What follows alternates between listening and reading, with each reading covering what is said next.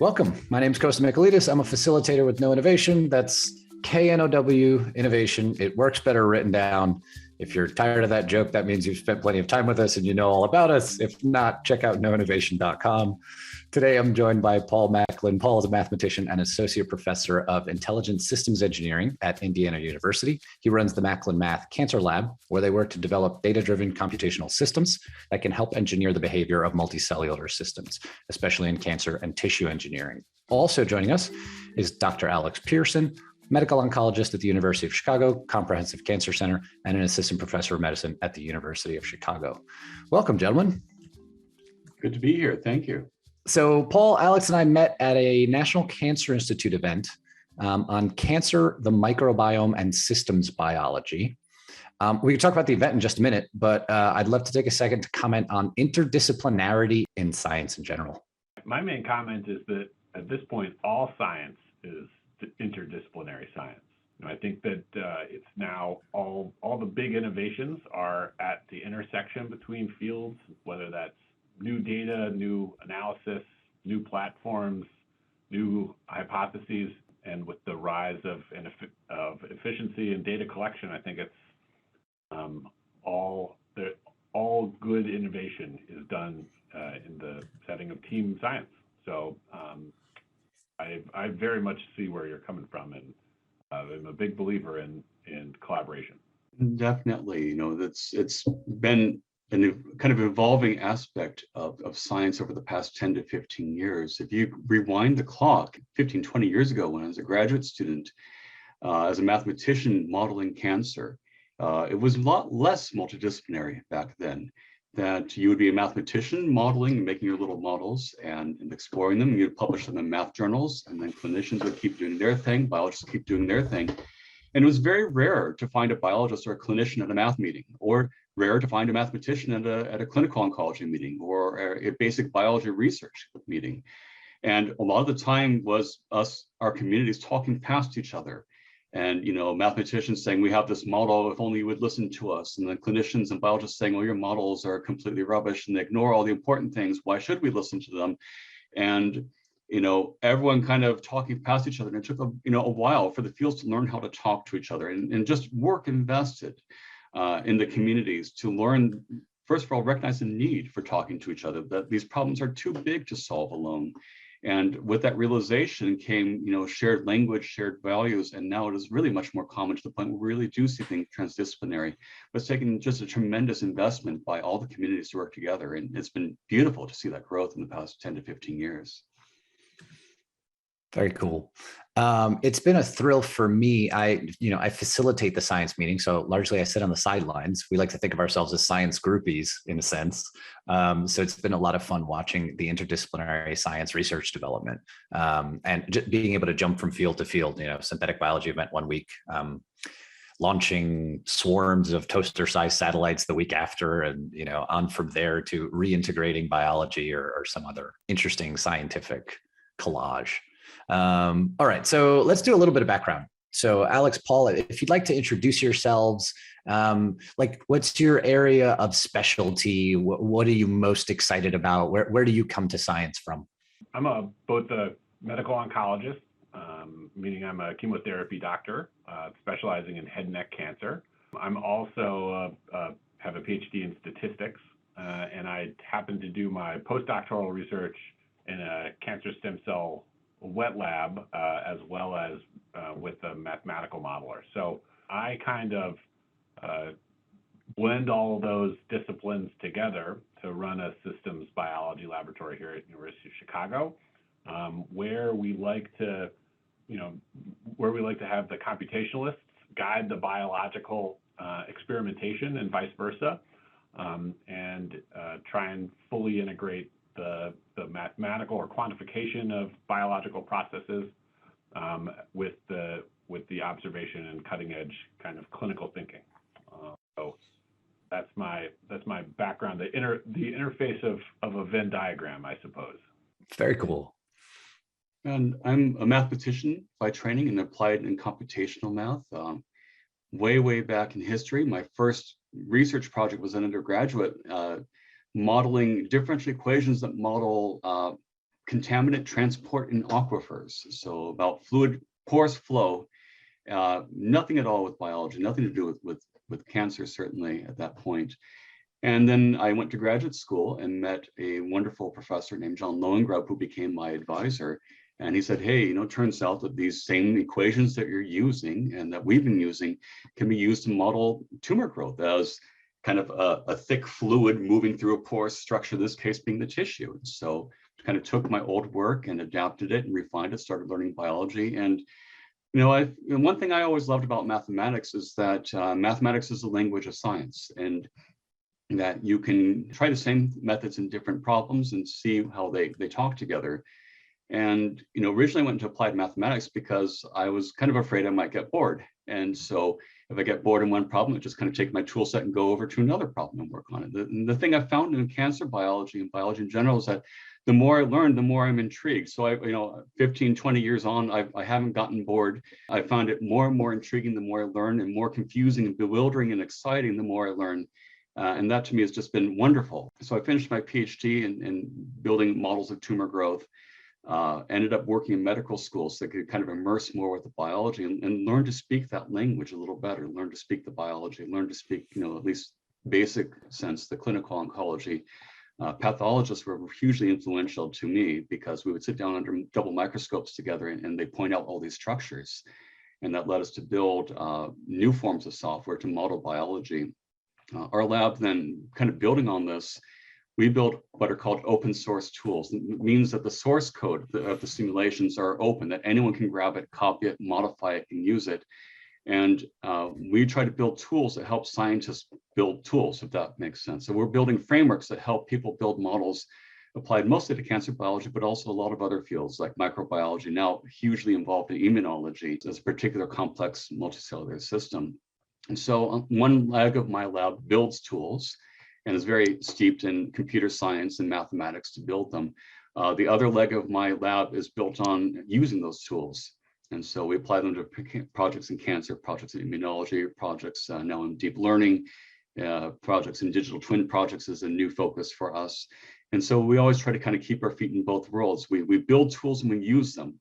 The tools help us do our projects. Our projects tell us what tools to build. And then realizing that no lab is big enough to do this on our own, we build coalitions and partnerships with lots of people to help us build the tools and help us to build the models. And that's been, to me, the most exciting part of being multidisciplinary, is getting to talk to so many different communities and pull bits and pieces together to solve problems. Awesome. I totally concur in that it's been really interesting to meet different people who come from who come to a particular challenge from a different place. Can we take a brief tangent for digital twin? Tangents are welcome on our podcast. Generally, half of this will be tangents. But so digital twin is something that came up in an event that we did this year, which was a lot of fun. And so the concept, as far as I understood, again, not a scientist, so you guys can correct me where I make errors here. And so the idea of a digital twin is if you can build a model of a particular human being or a part of a particular human being inside of a computer. So you're modeling not the genetic code, but all of the individual cells and where they happen to be. Like if you can build a digital model of all of the parts, and then run, the idea being then you could run clinical trials or different sorts of treatment approaches and options on the model first, see which ones perform best in the digital model, and then pick one or a few of those to try out in real life, sort of taking some of the risk off the table. Do I have the concept right? I think you nailed that pretty well. And yeah, that's a fun, I love that you and I have come together in a lot of different rooms over the last few years. Mm-hmm.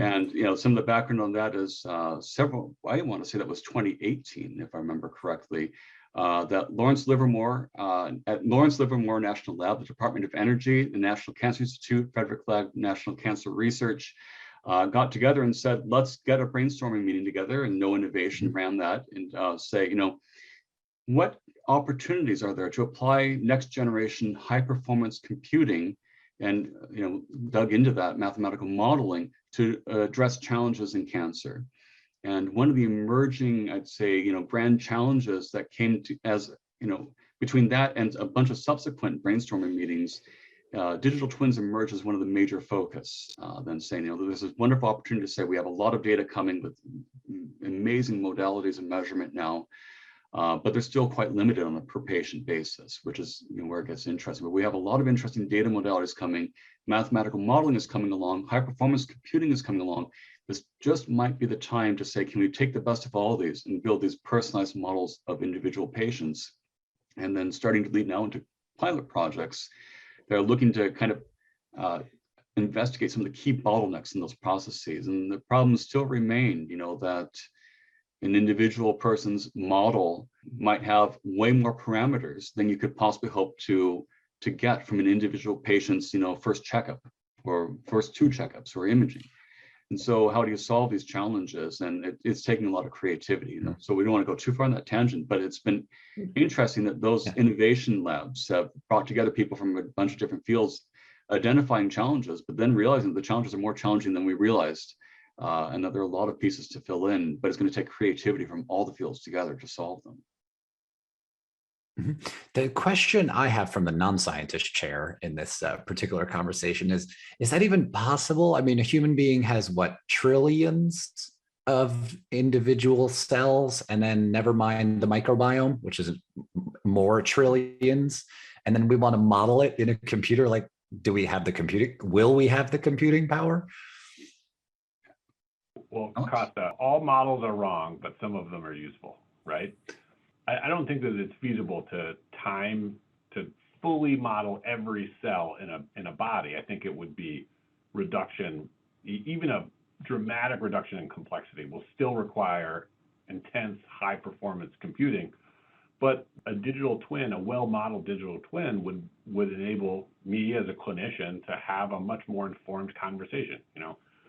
We've modeled the 3 most frequent types of treatments, and this one might have the highest probability of shrinking your tumor, but will come with dramatic side effects. This one will have a moderate amount of side effects and treatment response probabilities. And this one is much more likely to leave you with a good performance status, but you might have some higher risk of tumor recurrence. I mean, these are things that would be really helpful to when you're actually having a discussion with the patient, even if it's not like, and then at 238 hours in the future, the last tumor cell dies, right? Like, I think that we're talking from a complexity, maybe not about like every cell explicitly modeled, but rather the complexity of interaction in this space modeled in such a way that we could identify multiple parameters at the same time, which are useful to tune and tweak to personalize care for an individual. With a set of explicit inputs on a patient level basis. Yeah, it's so interesting the things we're using there in order to operate in the real world. So one of them is correlation, but then it's not an elementary use of correlation. It's actually quite a sophisticated use of correlation. And then what's interesting is as time goes on and the rules of life become slightly more clear to us, like how biology works mechanistically. As we learn more about that, then the correlations, because we have them, we can use them to further our mechanistic understanding. It's really fun how those two get to play together. So, all right, let's roll back. So what No Innovation does, just for clarity, is we facilitate interdisciplinary scientific research development, particularly when the funding agency or the university who's hosting is asking for something quite innovative. They're trying to make a leap. They're trying to do something beyond just an incremental step in the research. So that's when we get involved and we design and facilitate a 5-day event or a 3-day event or a 6-part virtual event, lots of virtual events lately. And then our expertise is the psychology of human creativity. So our job is to help a group of people think creatively together. And so that means getting to know each other, breaking down the barriers between the silos, getting to know each other's disciplines, being able to meaningfully collaborate together, laying the foundation to be able to meaningfully collaborate together, and then generating hundreds of 1-sentence research ideas, and then having a little bit of a contest of ideas from there, choosing the best ones, developing those, and ultimately building research proposals. So we do that over these 5-day events. And so Paul, Alex, and I met at one of those events in which the National Cancer Institute was asking the attending scientists. Alex was one of the attending scientists. Paul served as a mentor that week. And we'll ask you both about your experience doing that, those two different roles. And so that week was looking at the overlap between cancer research, the microbiome, and systems biology. So you could think of that as the math component, the microbiome component, the cancer component. And they were asking what becomes possible, what research ideas can we look at the intersection of these three areas? I'd love to, Alex, if you'd start, what was the experience like being an attending scientist at that lab? It was fantastic and also eye-opening. I think that one of the really fun aspects was the amount of, or the effort put into curating a really diverse group of scientists to attend and to get into the weeds with each other. The shared language was one mostly of a quantitative content or concept, I should say.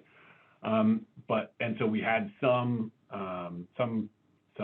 theories or some language we could share with each other, but the diversity of experience and expertise was really phenomenal. So you'd have microbiologists, you'd have virologists, you'd have sequencing individuals, you'd have imaging specialists, you'd have mathematicians, you'd have statisticians, you had a couple of clinicians, which was lucky to be there for. So, and then the getting to think wildly about how these disparate modalities of research could interface to solve a shared problem was just fantastic. And I think really unique, because typically we're in our own silos, and many of our academic institutions go through pains to put like people together rather than dislike people together, right? So, or dislike people together. So it was really great to have a concerted amount of time and to have a group of people that were really invested in learning the interfaces between the domains in order to take that leap forward from a computational microbiome perspective. How did it affect your thinking? Are there any particular research we were there to develop research projects. I wonder if any of them from that event, turned into something, or if things that affected your thinking there led to other projects. We did, as participants, produce a kind of a joint consensus statement or a landscape paper on the cancer microbiome, which was fantastic, and I think has been pretty impactful in the field, bringing some of the fields of thinking together, and very much, I think that it changed the way I viewed data modality integration, meaning that just to see, to expand my horizons in terms of what type of data we might integrate, what might be included in a model, and what a model means abstractly. So, I've been very fortunate subsequent to cancer microbiome. We wrote an NIH grant, a team science grant on cancer and the interface with treatment and with the immune system, and which was funded. And very much we wrote that grant to integrate a lot of different data streams, much like the boot camp, emphasized and showed. So there was a lot of brainstorming. I think a lot of new thought patterns formed at the No Innovations camp that were helpful to me when I started thinking about what our team would look like. Very cool. Paul, you were attending. I know you've been to events as a participant in the past. You're serving as a mentor this time. Any comments on what it was like to sort of guide a group of attending scientists through the process? Yeah, it was really, very eye-opening and fun and flattering to be invited to help organize something like that. Having participated as a participant in several of them, found them interesting, useful, something very exciting to be at. And so to kind of see the other side of the table of how this is run was really, I think, fascinating. It was, to me, very interesting just how much work goes in before day one. That it's kind of I use this phrase for a lot of projects, actually, that I think it's a race to the starting line. That there's so much of your work is getting ready to start. And so, for this, there was just a phenomenal group together, working together to help plan the event, but also I think one of the most important things we did was what I think Alex already touched on, is choosing the participants. And that we had to screen through all these applicants from a variety of career stages, from a variety of fields, but it wasn't important just to find people who are really good at what they do. It was also important to find people who really value teamwork and really value talking to each other and educating one another and listening to one another. And so a big part of the process was listening, looking at the responses, saying how much thought do they really put into how they talk to people across different disciplines and how they form a team and how they respond to criticism in a team. And looking for people who would be not just great individuals, but who would work together and to teach one another and encourage that environment of safety where you're safe to kind of break out of your comfort zone and learn something from other people and not feel like you're going to be torn to shreds for putting something out there that may be naive in one field, but actually turn out to be quite insightful when you take a look at the broader context of how the pieces work together. So to me, that was really enlightening, just that setup effort to create the right conditions by bringing the right people together. I was pretty nervous, really, going into the event itself, saying, I'm just a scientist. I'm not even, tenured yet. How could I possibly be a mentor? Some of these people are full professors. There are a variety of career stages, and it was, but by virtue of putting together that good atmosphere and good guidance from more experienced moderators like you and leaders, it quickly got better. We again realized it was this good atmosphere, a good group of people who just want to work together. And as mentors, we provided advice, and certainly I think we also learned a lot from our participants, which I found extremely valuable. Learned from the other participants about these individual fields, learned about the microbiome, learned a lot more immunology, and then also just from the process, learned a lot more about how to organize big teams and how to moderate brainstorming in big teams. And I found that as a faculty member, incredibly valuable. Yeah, indeed. A lot of times, mentor is a not perfect word for the role. It's you're a guide among peers in a sense. We had a group of mentors once renamed themselves bumblebees because they found the most important part of their role to be the cross-pollinating that they were doing, the ability to hop from one team to another team in real time in the group and make connections. They're like, well, that's the real value we're adding. We're going to rename our role title, which was a lot of fun. And we do plenty of stuff like that. Alex, did you have something there? I was just going to, comment that what a unique opportunity is to the act of actively brainstorming is something that is, really underperformed as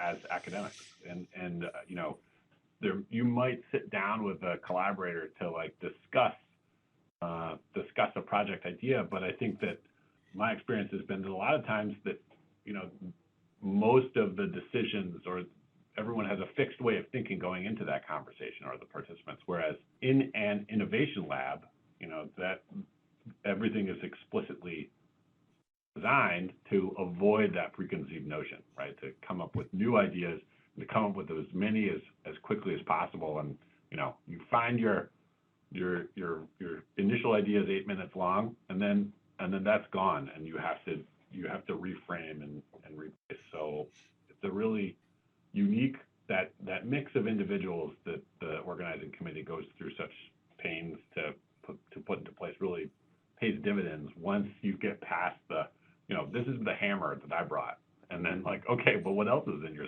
tool belt, right? It's an opportunity and an activity that I think is really underperformed in most of our lives. So really a great time to go through those motions. Yeah, we use a term, it's not super colorful, but we call it purging. So we give everyone an opportunity to just kind of purge all of the hammers they came with or the initial set of ideas. So this is probably worth opining on a little bit. The term brainstorming comes from, the term comes from Alex Osborne, who's the O in BBDO, which is a big advertising company, and the activities that they were doing inside of the advertising company in order to come up with more interesting ideas for advertisements. And someone in some workshop said, it feels like a brainstorm or something like that. So that's where the term got coined. Now, what they were doing is a specific activity in which people call ideas out loud, and they are written up on a Post-it note and put on a flip chart. And so you do that rapidly. The point of saying it out loud is so that everyone hears it and it sparks something in you, and so you're building on each other's ideas that way. So that's the original activity itself. It's become such a popular term that it just means coming up with ideas. And so in colloquial terms, let's brainstorm means let's come up with a few ideas together. And few there is a real injustice to the term. So when you sit down and come up with a few ideas together, you don't actually come up with any ideas. You just write down the stuff you remember and very minor adaptations to the stuff you remember, because it takes about an hour to do that. And you can't do the next thing first. You have to kind of go through your memories before your brain is ready to invent new things. The fun little proof that we like to do with people when we teach this kind of stuff is, think of some cool superhero powers, and people immediately go flying, super speed, super strength, walking through walls, all the stuff they read in comic books and saw in cartoons when they were kids, or recently saw in a Marvel movie.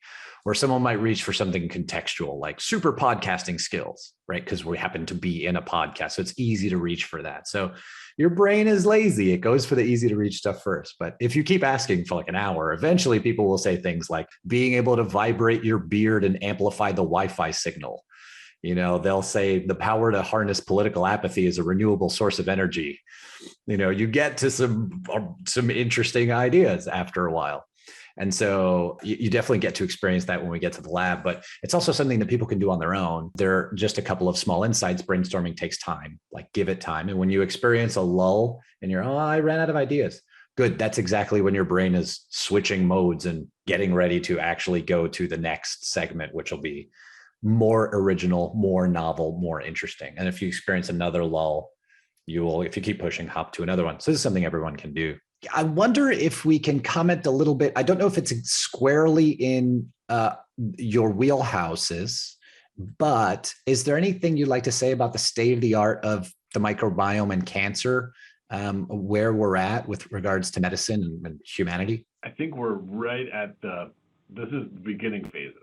We are in the process of describing the landscape, describing the phenomenon, and just starting to intervene on that description, meaning that I think we are starting to see signal, for example, what properties of a microbiome might be more or less likely to translate to an immunotherapy drug response in a cancer patient, for example, and then starting to think about the next step, which is can we augment that microbiome? Can we tune that microbiome to a place where it's more likely to engender that response when a patient is treated with a particular drug? What is clear to me in this situation is that the microbiome in reality is this incredibly complex and region-specific mix of microorganisms and relationships between them, and that our interventions right now are, one thing at a time, basically. We're changing one bug, we're eradicating one bug, we're looking at these, a quantification or a metric that is a dramatic, one-dimensional simplification of a incredibly complex, multidimensional apparatus. And so it's fantastic that now this is, using a system as an intervention is super exciting, but our ability to tweak that system right now is very simplistic. And so I think it'll be, there's many steps there. First is the description, then the mapping, and then the full interactome, which is how do we modify multiple things at a time to get to a place reliably in the future, which is much more beneficial to the actual individual who you're making this model out of. Yeah, I agree. I think, there's a lot of potential, but it's nascent and untapped, I think. You see hints and pieces, a lot of observation, a lot of anecdotes, that certain diets might correlate with risk factors that somehow correlate with cancer risks. And finally digging down saying, well, how on earth could diet, besides obesity, affect risk factors? And slowly dawning that microbiome and the ecosystem in your gut is affected by your diet, and which species wins and which species loses, and then the emergent, balance of that ecosystem and what they're metabolizing, then how they go on to interact with your immune system, and how your immune system then goes on to interact with everything else.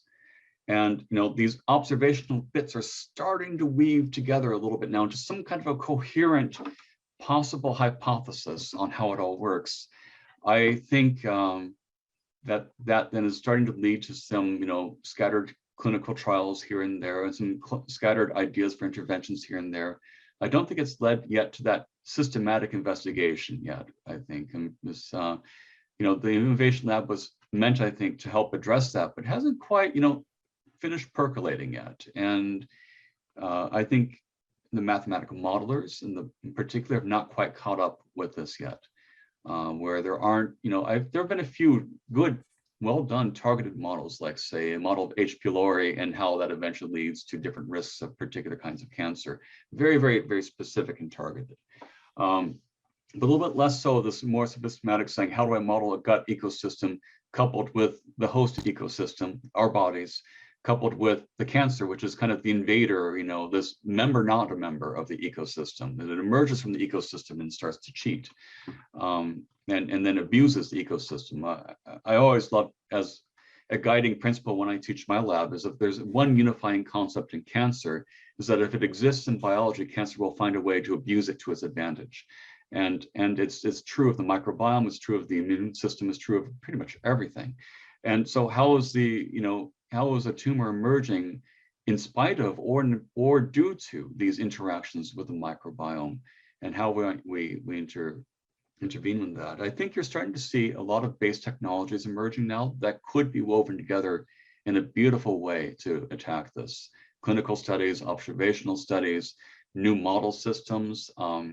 As an unexpected spin-off of this, after the microbiome meeting, we ended up starting to meet microbiologists and virologists and also microbiome people study microbiome, and ended up doing projects that on the face feel pretty removed from cancer. That right now we're doing a problem with this is very far removed. This through the Department of Defense, the Defense Threat Reduction Agency. That they're very interested in vaccines and threats from pathogens. And so we have this wonderful project now where we're trying to develop very basic computational models to understand how microbiome influences vaccine efficacy. But it's going to have the same basic pieces, right? You have the microbiome as an ecosystem in competition. You need to find the right model system to study that in. So it turns out there are some mouse models now that have a very, very minimal, like 8 or 10 species microbiomes. I mean, that's a really minimal microbiome. Simple enough to study, complex enough that the things aren't constantly sick. And not to intervene, but is that in nature, or we've reduced a mouse to? That's an engineered mouse system where they've kind of by trial and error come up with a minimalish microbiome that's, you can grow sterile mice. You can grow mice with zero microbiome, and they're horrifically unhealthy, which points to the important role of us as an ecosystem. That it's not just the human body, it's the human body plus your microbiome that makes you work. It's kind of amazingly neglected, I think, still in physiology. But these neat model systems are starting to emerge now, and I think hopefully I'm hoping that we gain experience in this vaccine efficacy project to say we've learned how to model microbiome in a very basic way. We've learned how to model microbiome immune interaction in a basic way, and then it has an effect on how the immune system functions, in this case, vaccine efficacy.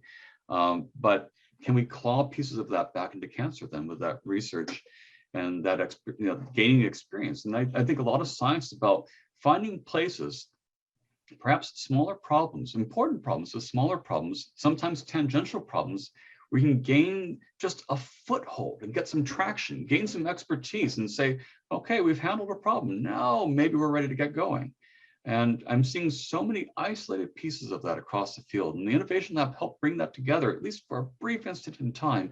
And maybe it's time to circle back to that and say, we've all been apart for 2 years, but we talked. What have we learned? Is it time to really get going now? Might there be a time in the future where you have a particular, normal ailment, a rash on your skin, whatever, and what you reach for that's normal is a probiotic ointment, as opposed to some kind of molecule that you put on? What do you think, Alex?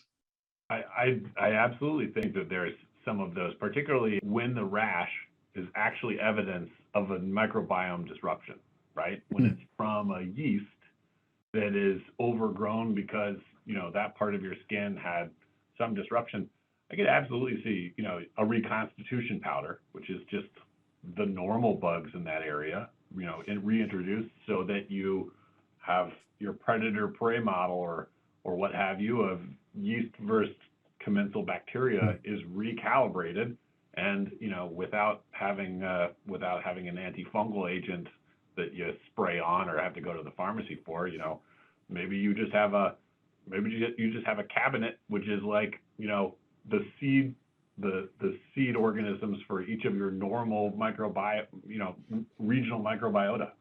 Yeah, in theory, it could be customized to the person. Like in theory, that's right. It's my like replacement skin microbiome or a gut microbiome. There's been a big move in this. The recognition of maintenance of promotion of health by maintenance of regular microbiome is well known. And for example, in stem cell transplant, right, when a patient has had a dramatic immune reconstitution, they do much better if they're in their home microbiome, that microbiome that's been cultivated with you and your family members and your pets probably. And if you're in that environment as opposed to in the hospital, it can be very helpful at promoting reconstitution of a microbiome when that has been replaced with heavy-duty chemotherapy drugs, and also active at preventing some of the consequences of that ecosystem disruption. So yeah, that's kind of a proxy measure, but you could imagine a more focused or distilled intervention that was specific to any number of different disruptions, all based on what you've cultivated within your own healthy steady state. Yeah, it's interesting. On the flip side, we have to be careful, right? There's a huge tendency in medicine and in just human nature to look for the next magic bullet and to not over-reduce microbiome as the next magic cure-all that will work for everything. We looked for the magic oncoprotein, we looked for the magic oncogene, we looked for the magic, tumor suppressor gene, we looked for the magic therapeutic that will work, the magic targeted therapeutic that will work, the magic immunotherapy that will work. And in reality, it's going to be combinations of all these things, but the microbiome is one more bullet, one more weapon in our arsenal to keep health and protect against threats to our health. And that's, I think, the beauty of systems biology is weaving these things together into a broader system. Because if you press on, like Alex was even talking about earlier on, right? We have this tendency to kind of tweak one thing at a time. And you tweak that one thing and ripple effects go all the way through the system. So we can take this holistic point of view through systems biology and through systems medicine to understand how we could tweak a few things in combination, and it might actually work quite well. The other aspect of bugs as drugs is to think of microbiota, not necessarily in the native context, as delivery vehicles. That you want to get a therapeutic from here to there. Well, bacteria are really good at crawling, and they're really good at swimming. They're really good at navigating with, and so you can load them up with drugs and have them go where you want to go. And there are trials to do that kind of thing. And they may also be a great way to actually prime an immunotherapy, because now you've started an inflammatory response near your tumor, and the immune system says, we kind of got used to overlooking this area. There's been something turning there for a while, but whatever. But now there's something new, so I'm going to go take a peek. And so combinations of engineered microorganisms plus immunotherapy may be very, very potent in the future for delivering conventional drugs, as well as working in concert with other complex systems medicine like immunotherapy. So it's a really, it's cool. It's so fun to imagine the science fiction that will become science reality because of these things working together. So there's a really interesting thing that came up during the event a couple of years back, 2 years ago. Okay, you're going to help me with the name here. The Portuguese gentleman from Sloan and Kettering, who opened us up and served as director. Joao. Yeah, Joao gave the intro. I think it was during his intro where he talked about where systems have 2 points of equilibrium with some sort of hump in between. And the thought being that, so we could look at chronic conditions or chronic diseases as potentially this kind of scenario. And so where you have, and I think the way he did it was he drew a line with 2 valleys, and the upper valley, they had a ball in the upper valley, and there's a little bit of motion, like, okay, your microbiome changes a little bit, but you mostly stay in that upper valley, and that's healthy. But then if you get too much of a disruption, you hop over here into the lower valley. Well, now your ball, despite any kind of little motion, is stuck in that lower valley, and this is a less healthy state. It's an equilibrium. You'll stay there, but you'll have constant something, anxiety, constant skin rashes, constant whatever, something else. It's a less healthy equilibrium. And so the idea that like changing one thing at a time until you find the secret weapon would never work for that scenario to get back over this hump, because there's more than one thing that's changed. There's a series of things that have changed that have gotten you to that lower valley. So now, without embracing the complexity of the system, you never get back up into that healthy state. You can't solve that type of problem. So you have to embrace the complexity, which is a fascinating notion, that it's not about single dimension trial and error. That never gets you there. It's multi-dimensional trial and error, which has an interesting computational problem, which is, wow, now there are infinite things to try. So how do we climb that ladder? I suppose that's a legitimate question to ask you both. How do we go from single dimensional trial and error as a method to, develop therapies, all the way up to fully embracing the complexity and taking multiple factors into account? So there, this is where mathematics is supposed to do its job, where the real world is complex. And as Alex says, all models are wrong, but some are useful. The idea of a mathematical model is to provide a simplified version of reality that's more tractable. This is actually true of any model, not just mathematical models. Mouse model is a more tractable version of the human that lets us ask certain questions. And for some questions, they're very well suited. For some questions, they're poorly suited. Organoids and engineered tissues are a model system that lets us, look at certain aspects of human biology. Can you say what organoids are? I'm sure some people listening won't know. An organoid is basically where you take bits of cells of different types and you put them into kind of like an incubator, effectively. But not just like a fluid-filled bath, not just a plate, but actually more a three-dimensional system where you can grow structures that start resembling organs and tissues. And that's why that organoid is like mini organ. So you've heard of, like, there were big stories a few years ago about these mini brains that people were growing, where you put different brain cells together and they kind of self-organize and form brain-like structures that would allow you to ask certain questions in brain research and in brain health. And in cancer biology, we have cancer organoids that will grow. You start with cancer cells. Sometimes you mix them in with different types of support cells like fibroblasts or certain immune cells, and you grow them together as a collection, and they will self-organize and grow things that look like three-dimensional tumors and allow you to ask certain questions of how cells self-organize and interact without the danger of running them in human systems. And of course, at much faster timescales, you can ask your questions and get answers much more quickly.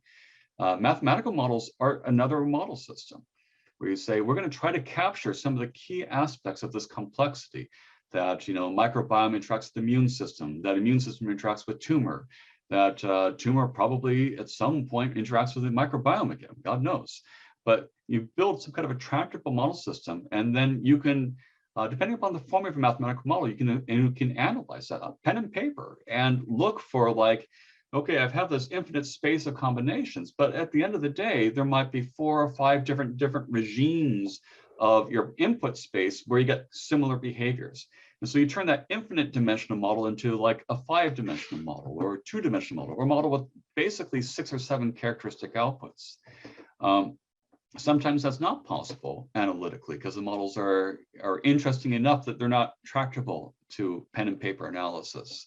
And then that's where computational modeling and high performance computing come in, because we can take that computational model that we've built, the simplified system, and we can vary the parameters and say, okay, that simulation runs on that computer, that simulation runs on that computer, that simulation runs on that computer. That's something that our lab will do. We'll say, we'll run 100,000 simulations to explore broadly that space of possibilities. And then the challenge becomes the data analysis, because all of a sudden it's like getting a clinical trial where you have 1 million people in it when you have the infrastructure for 100 people. Whoops. And so now we're getting to the point where we are trying to use machine learning techniques to understand our mathematical models, which is kind of a funny thing to think about. But so you explore your computational model of your system in high throughput on high performance computing. You perform machine learning to help us distill that down, basically repeat the analytical pen and paper analysis, but in a more way where we don't know in advance what to do. And often we'll find the same, that this complex model actually has 6 or 7 possible trajectories. And then that's helps us then focus other experimental investigations, other model systems, either the organoid model systems, mouse model systems, or ultimately people model systems, which I guess would be one way to describe a clinical trial, is that people are the model there, actually. So people are modeling people. But you hope to build a statistical model so you don't have to answer the question for every single individual human. But the idea, right, is that once you have these mathematical models or computation models, you can turn it tractable and explore it offline, if you will, before going back to the original people and say, now we have a refined set of ideas. These are less risky to test on the real people. And that's where we hope to make it tractable. That's fascinating. So you have, just to check my understanding, so you have mathematical models that you erect that take lots of different factors into account. Now that they generate data, you're generating data in vast enough volumes that you need to automate some of your analysis of that data. And if you're using machine learning here, you are able to derive a variety of different correlations out of that. And if you see that a few of those are key, you can then go test those in the real world. That's a good understanding of it. That's the type of models that we build are called agent-based models. That means that we model individual cells as little software agents that they run around, they have interaction rules. And so for us, biological hypotheses become encoded as the computational mathematical rules of that model system. And individually, all the rules are pretty simple. For example, one rule might be that a cell needs oxygen to proliferate, and that if it has more oxygen, it proliferates faster. Very simple model. Very simple rule. Another rule might be that cells stick together. Another rule would be that if you push them too close apart together, they push each other apart again. Another rule might be that, actually, that's already a good number of rules right there. You put those 3 rules together, actually, and you can build tumor spheroids. That's an emergent dynamic from those few very basic biological hypotheses. Now start adding on more hypotheses. Macrophages look for trash and eat it. When macrophages eat something, they secrete a pro-inflammatory factor. T cells look for inflammatory factors. Dendritic cells look for, all these little tiny rules, put them together, it becomes absolutely immense once you put it into a system. But it's still tractable because it doesn't take a week to simulate a week. It takes, an hour to simulate a week, or, half, a minute to simulate a week. And that means you can ask questions much, much faster. And then we started with all models are wrong, but some are useful. So in that process, from the foundational factors up into the mathematical models, up into the data analysis, when do you find out if it was a useful model? Is it at the end of that? Alex to prove that they're useful. Okay. Exactly. I mean, I think ultimately you have to, it has to be something that can be manipulated for the good of patients if it's, so long as that's the motivation. That doesn't, it might be a model, if we're talking outside of cancer, it might be a very useful model, but in our realm of cancer, I think that ultimately we want to be able to either make a prediction that's relevant for, for our discussion with the patient, or make an intervention that's relevant for changing that outcome. So, I think that that's why we always try and think about how it's going to affect the patient. I think we're in all of, whether you're talking about clinical science or cancer biology or mathematics or machine learning, all the systems are trying to figure out what is important, right? What are the factors which are the most relevant for understanding what moves and motivates the system, and then the translation back to which of those important things can be manipulated with one or more tools. And I think that's ultimately that motivation side is what always keeps the kind of clinicians in the room with ears pricked, because we have a dramatic the degree to which we understand the system typically in clinical medicine far exceeds our ability to manipulate that system. And so I think expanding our the number of tools that we use to define and understand that system will, we hope, translate to an increase in the number of tools we can alter that system. Very cool. Okay, so I have a question for us to end on, and I'm wondering if there's anything else you'd like to touch on before we go there.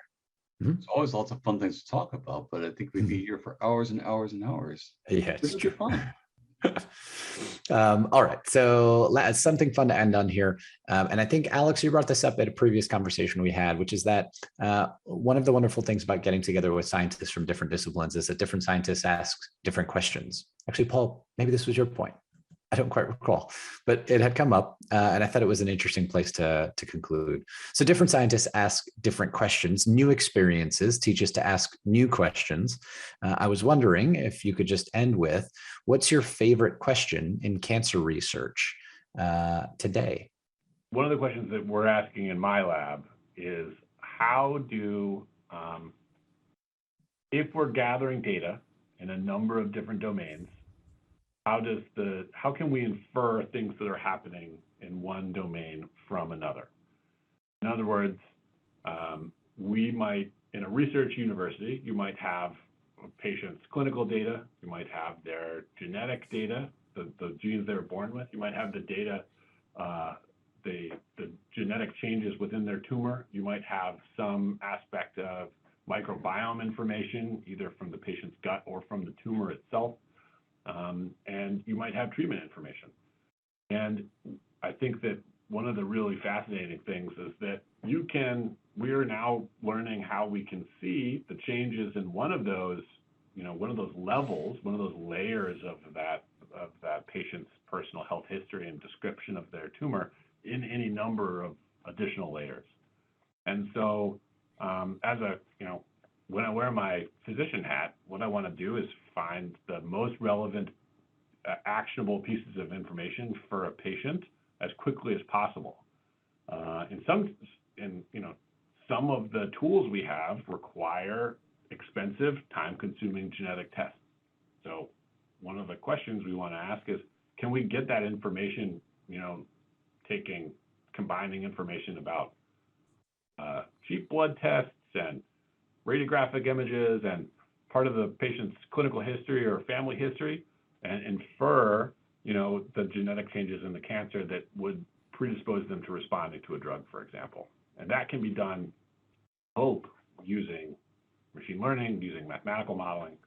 But ultimately, what it is what we're reducing it to is, how can we understand the changes in one data structure from other simultaneous data structures in this super complex,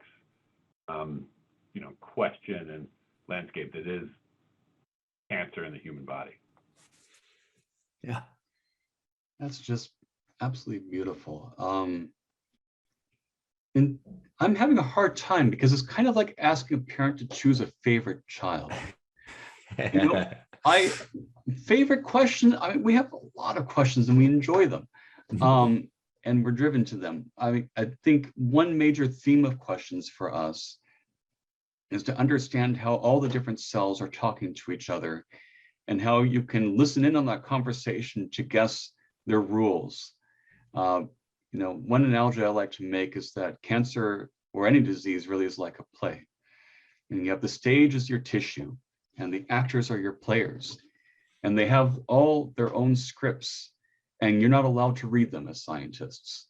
All you can do is watch the play over and over and over again, and maybe kick one of the actors out and watch the play again, and maybe introduce a new actor, watch the play, remodel the stage and watch the play, realizing that the actors themselves talk to each other, that the actors themselves are remodeling the stage, sometimes tearing it up very destructively, and they ad lib. like mutations. And somehow, by watching this play as scientists over and over and over again, we're supposed to guess the script. And for us, mathematical modeling is saying, I have a proposed script, and I will do my virtual play and compare it to the real play and say, did it match up? And if so, then I'm starting to believe the script a little more. And so one of our fundamental driving things is how can I learn the script? And then once I do it, can I, as an engineer, rewrite the script to change the play?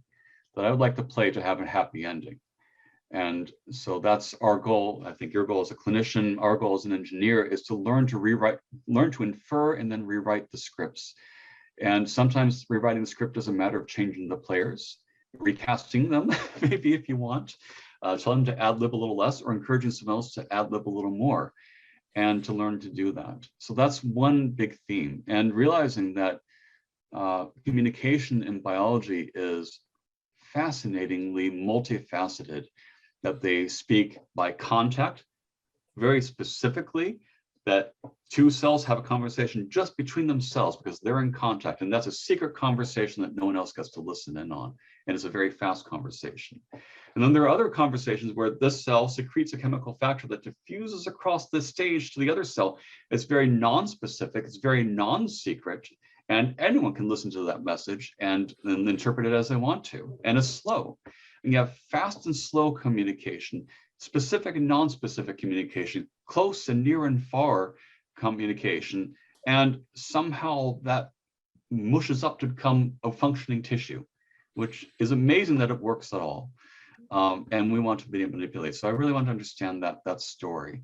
The other theme that we're increasingly looking at, I guess, is to understand how all the stuff we're learning at the basic biology level, at the fundamental level of how cells talk and communicate, how we can take lessons from that to inform something at the bigger clinical scale of saying, we have a tumor, we can't model all the individual cells, we have to come up with some abstraction. But can I take advances of our knowledge and learning from the basic sciences, from the fundamental biological sciences and physical sciences, and somehow pipe those into clinical translation tools? And on the flip side, can what we learn from clinical tools give us new constraints in the basic biology of how cells work? Because that there ought to be this communication between the two different types of questions, the basic biology questions and the clinical sciences questions, and not a one-directional, we learn something new, pop it up into a clinical tool, but it needs to be two-directional somehow. And I think the observations of clinicians ought to be constraints on how biology works, and that needs to translate somehow. And I think that communication has not happened as much as we need. And so those are the kinds of questions that get me excited enough to do grant paperwork and reporting and all the other stuff that makes science a little bit dull and monotonous, and it makes you want to get up the next day and do some more. So thank you very much. Absolutely. I think the playground for the mind that you're both describing here is such a fascinating place. The process of trying to figure out how this stuff works, biology, and then to a larger extent, nature. And it's been a fascinating part of the human journey. And I've enjoyed sitting on the sidelines and facilitating and guiding a bit and being a science groupie.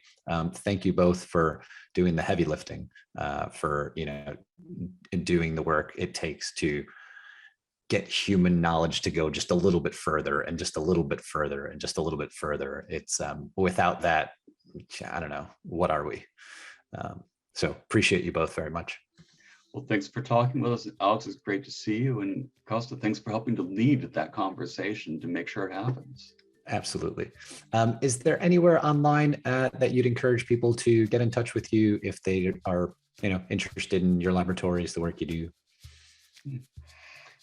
I'm on Twitter at lab_Pearson, which is the primary place we put our ideas and productivity and comments back and forth. Sounds great. And we're also on Twitter. Actually, if you look at the handle Math Cancer, you can find a lot of our lab's work there, although lately you might find more astrophotography photos, but when we have new stuff, we'll definitely post it there. Very cool. Thank you both. Thank you very much. Have a wonderful day. Take care. Great.